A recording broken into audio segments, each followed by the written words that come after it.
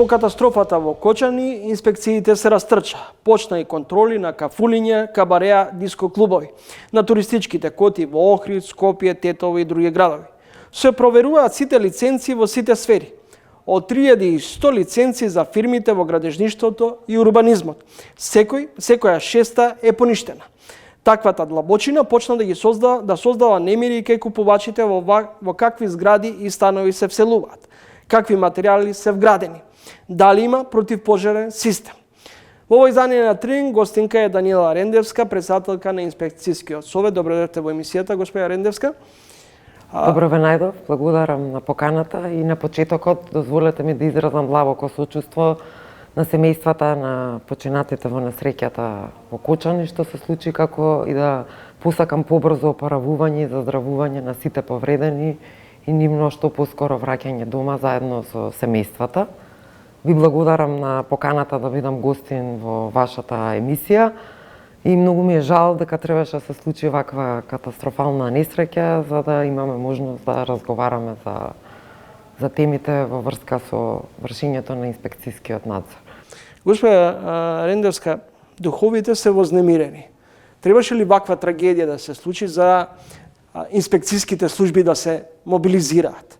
И зошто по сето ова што видовме досега и сето она што се случи, се чини, се добива впечаток во јавноста дека како да имало ноншалантен однос кон и прогледување низ прсти на одредени институции, кафулиња, згради и така натаму, да не ги набројувам. Ова ќе го формулирам вака сето што го кажавте, дали потврлиле инспекцијските служби. На тоа ќе кажам дека инспекцијските служби како институции не потврлиле, можеби поединци вработени во инспекцијските служби, за кои што истрагата е во тек и ќе покажа кој и зошто со име и презиме требал да го врши надзорот, зошто не го извршил. Меѓутоа, треба да бидеме свесни дека инспекцијските служби се само една дел од алатка, една дел од синџирот, односно алка, во контролирањето на субјектите на надзор.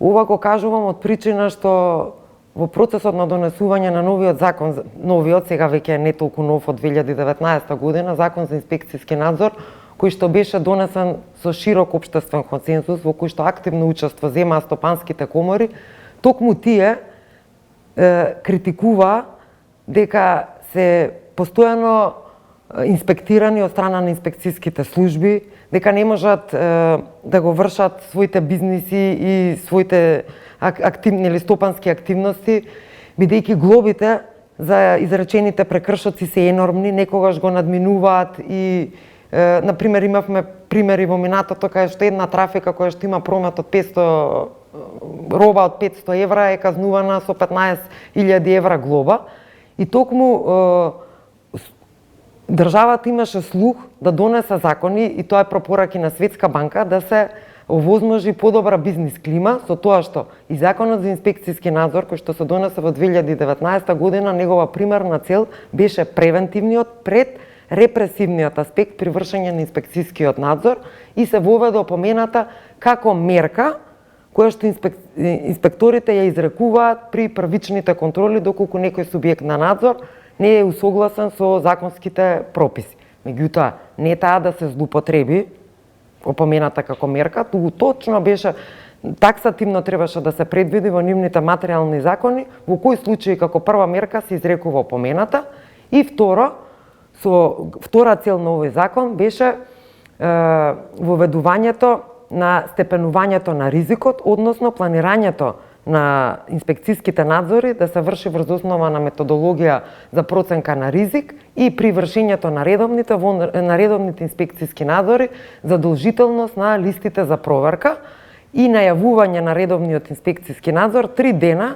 секој инспектор е должен редовниот инспекцијски надзор да го најави кај субјектот на надзор, а листите истовремено да му ја достави листата за проверка, тоест по секој закон кој што ќе го инспектира Добро. и да му каже и секој субјект на надзор да може во рок од тие 3 дена самиот да се провери дали ги исполнува условите, да ги спреми документите кога ќе дојде инспекторот, веќе да не му одзема време цел ден да биде во субјектот на надзор, туку да ми го покаже на инспекторот. Дали вие имате информација, знаете кога последен пат е направена инспекција во дискотеката во Кочани? Ако велите дека првично, инспекторите превентивно влегуваат.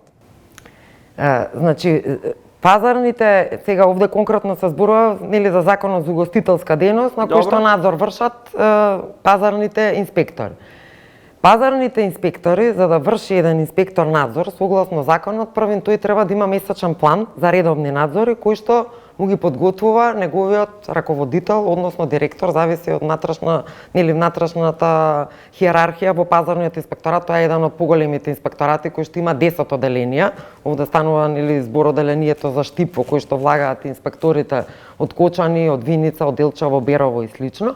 И месечниот план се подготвува согласно законот за секој инспектор посебно врз основа на годишниот план за инспекцијски надзор. Меѓутоа, во месечниот план се внесуваат само редовните надзори. Во текот на месецот може да добијат пазарните инспектори голем број на претставки од граѓани, да се вршат вонредни контроли, наредби од влада, налог на инспекцијски совет, значи од нас ако добиеме некоја претставка да извршат. Така да, треба да се прави дистинкција помеѓу редовните и вонредните надзори. И треба да се има на ум дека инспекторот не може да оди во надзор без да има налог од некој од овие што ги кажав претходно, од претпостави. Во ред, кажете ми кога последен пат била вршена редовна контрола или имало вонредна контрола ако имало дојава, поплака? Значи, сите тие податоци моментално се знаете и во обвинителството, кога и да не шпекулирам со со бројки, она што го има, бидејќи таа евиденција си ја водат службите кај нив за извршени надзори, што кај нас само од информативен карактер го доставуваат.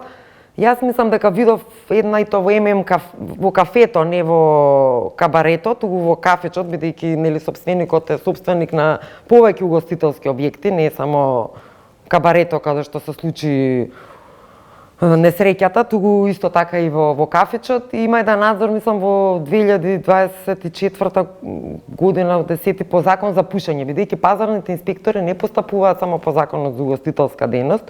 Морам да нагласам дека они постапуваат по 39 закони и 45 правилници.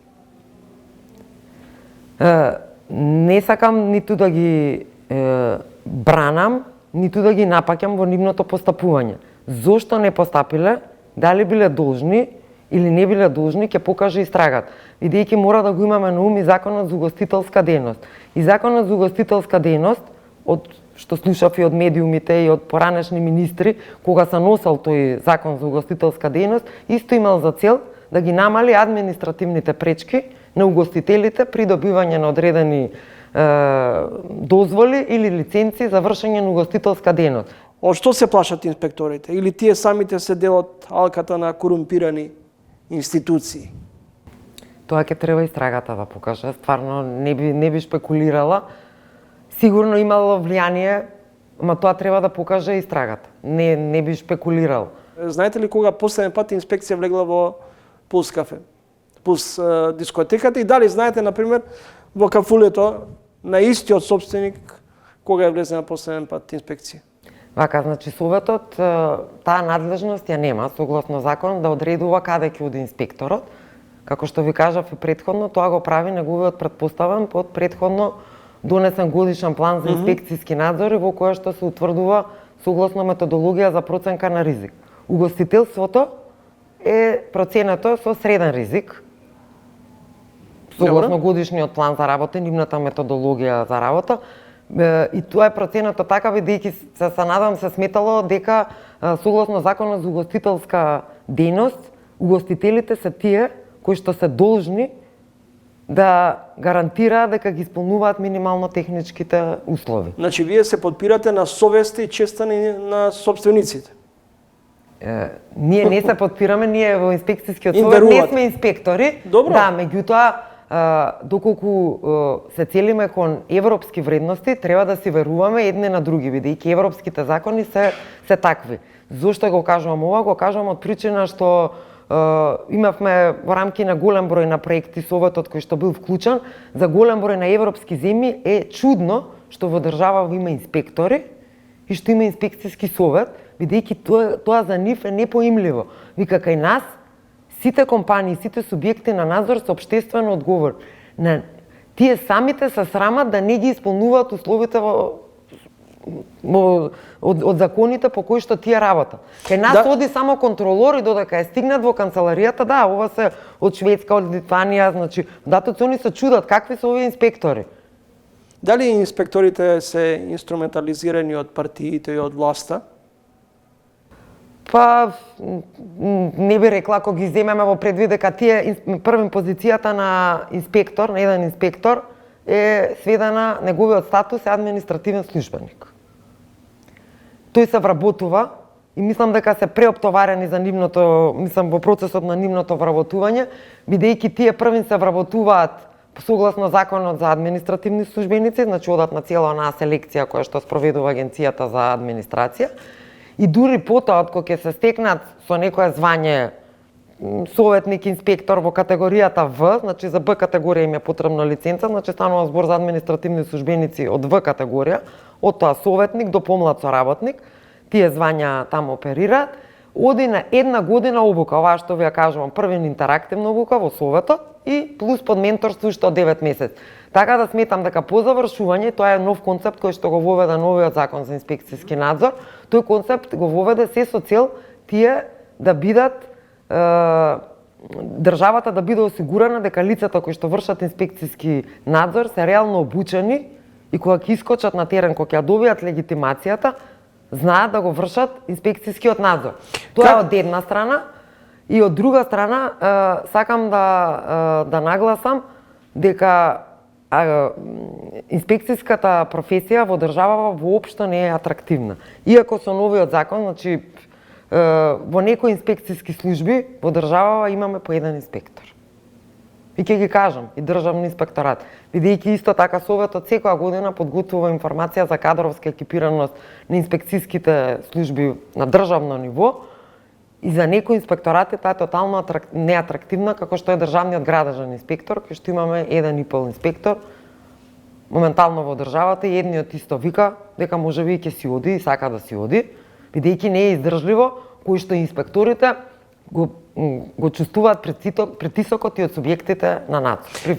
Каква сигурност имаат клиентите, например, сега кога сме кај градежништвото, каква сигурност имаат клиентите ако се утврдува дека секоја шеста издадена лиценца во градежништвото и во урбанизмот е невалидна? И има пропусти.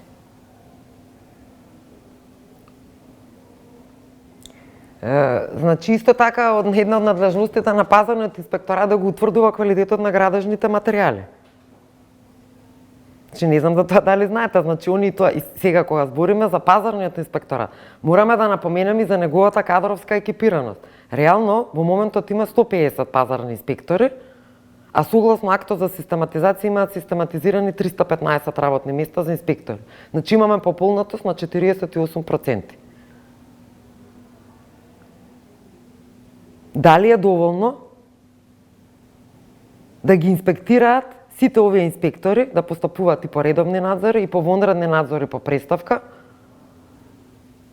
Не ги браниме, меѓутоа, таква е ситуацијата со човечките ресурси и со човечките капацитети кои што во моментот располагаат. Значи, станува, сега се сведува за недостигот на кадровски потенцијал? Недостатокот на кадровски потенцијал е реален, голем проблем, кој што државата го има.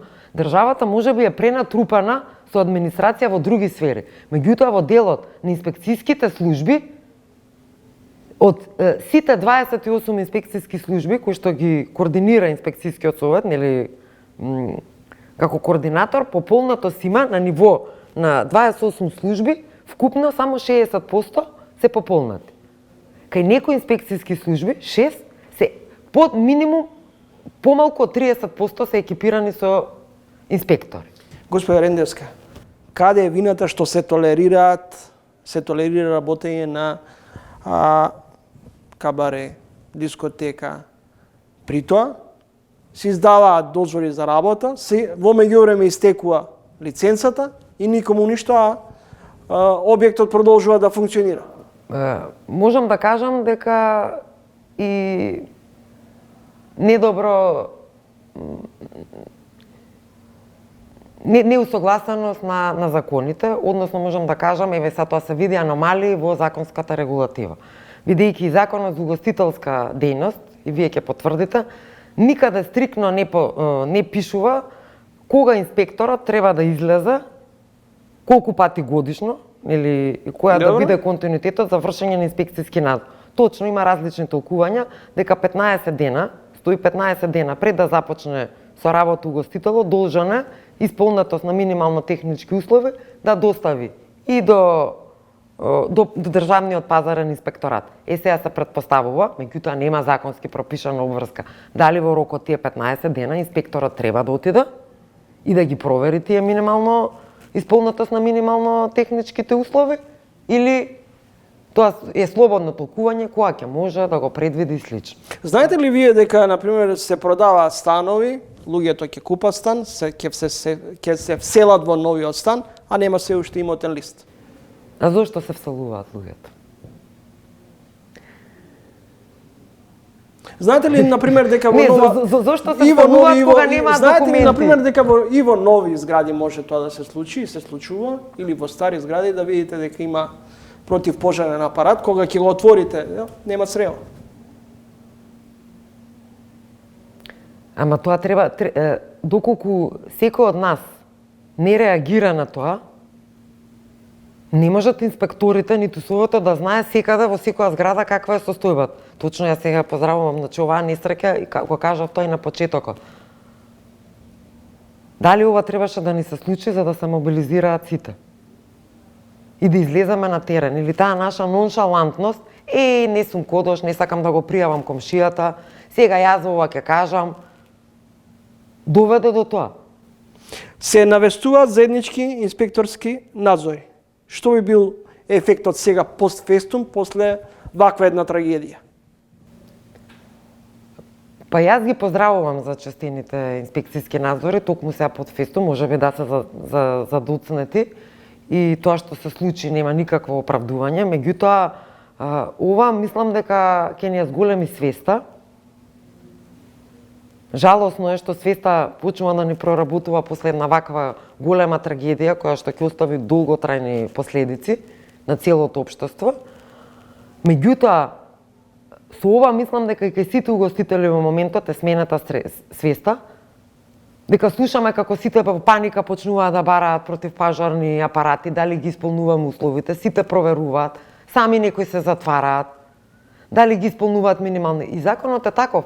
Вика, ако нема лиценца, го затвара на 30 дена до добивање на лиценцата. Али добивањето на лиценцията е само со изјава на сопственикот на дискотеката или кабарето дека он ги исполнува минимално техничките услови. Каде го гледате пропустот во однос на случајот со Кочани? Еве, директно ве прашувам. Може ли да се избегне ваква трагедија? Можело да се избегне ако првин самиот угостител бил свесен, значи продавал карти за капацитет на гости кои што го немал, бил свесен дека нема две излезни врати, односно после гледаме дека имал две врати, едната цело време била затворена. Дека се употребувало пиротехнички средства кои што не требале, кои што требало дозвола да има претходно. Зошто дозволиле? Кога јас сега овдека да дојдам и да палам жижици, за да направам ефект во емисијата, ќе ми дозволите вие? Господи Рендевска, гостите пред да влезат во дискотеката, пред врата има обезбедување. Точно, и обезбедувањето. Обезбедувањето е должно, не обезбедувањето, вика угостителот, он најмила агенција. Законот за угостителска дејност убаво кажува што е должен. Угостителот има право да ги легитимира. Знаете дека и угостителот... Обезбедување не може да легитимира, само полиција може да обезбедување, господи Рендевска. Во законот во угостителска дејност прочитете го, мислам дека беше член 15, кај што се за се што е должен угостителот. Тоа ја проверува и малолетниците ги проверува. И ако е така како што вие велите. Обезбедувањето легитимира, ако таму пишува угостителот, значи он може да обезбеди со... Значи им се прогледувало низ прси, се дозволувало да влезат малолетни деца. Така е. Еве видовме од истрагата. Дали вината е тука кај обезбедувањето?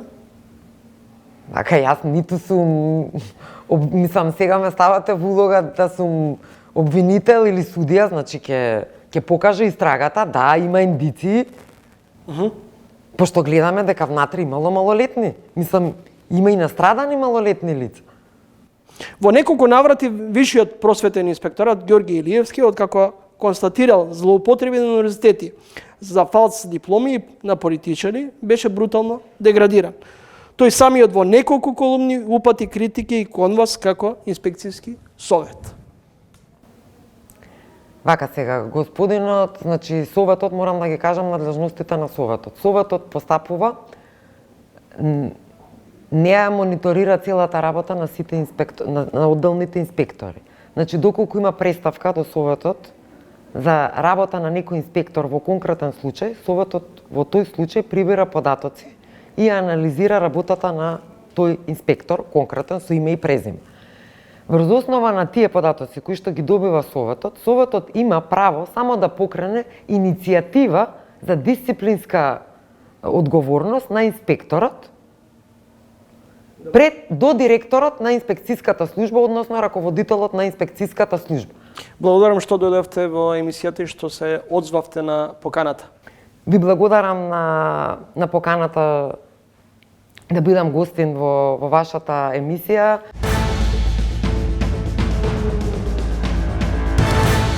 Јасно им е дека на нашите активности, на нашите протести има масовност на луѓе, посебно на нив многу ги плаши тоа што многу млади дават поддршка околу нашите активности.